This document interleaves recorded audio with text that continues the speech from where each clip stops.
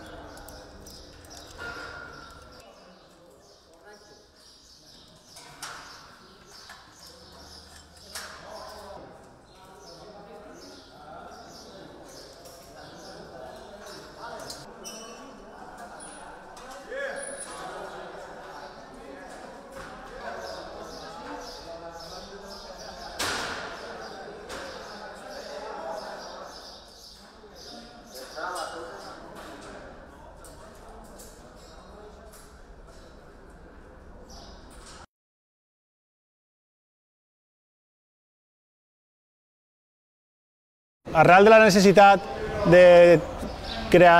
implantar una formació dins del Consorci, se trau un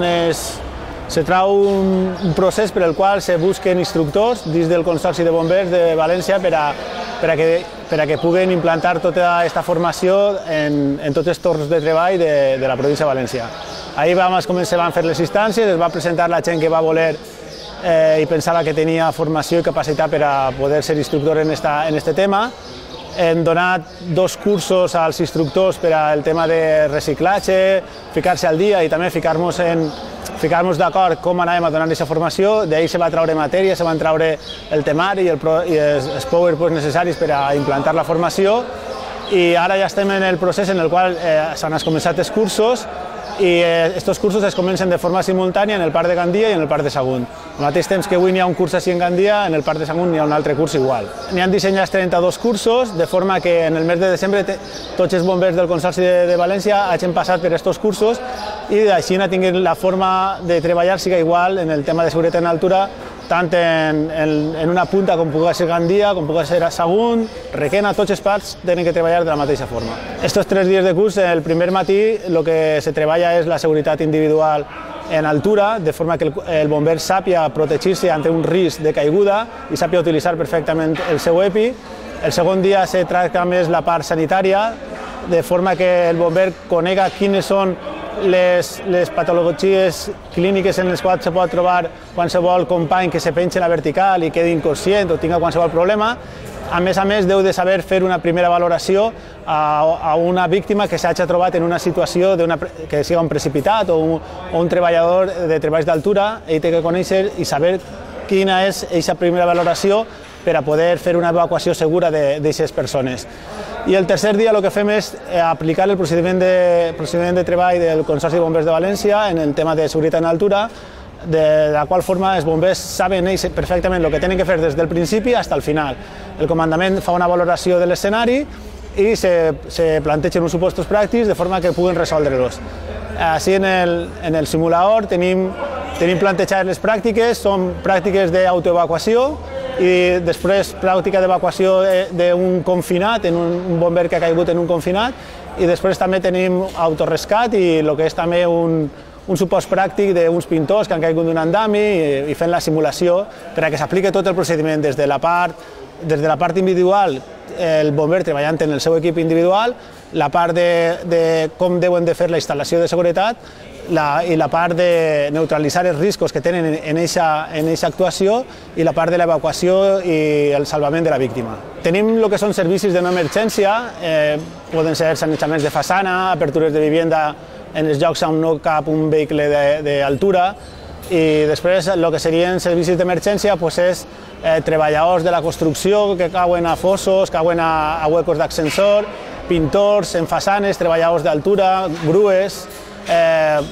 gent en torres d'electricitat d'alta tensió, també hem tingut algun servici d'aixòs, i algun rescat rural de persones que van a buscar bolets i cauen a un pou, animals també, gossos que cauen a pous. Això és normalment el que solen tindre, i de quan en quan també hi ha rescats de muntanya que s'inicien un poquet ja de lo que és aquest procediment, el que seguien en les cimes, en les coves, en les parets.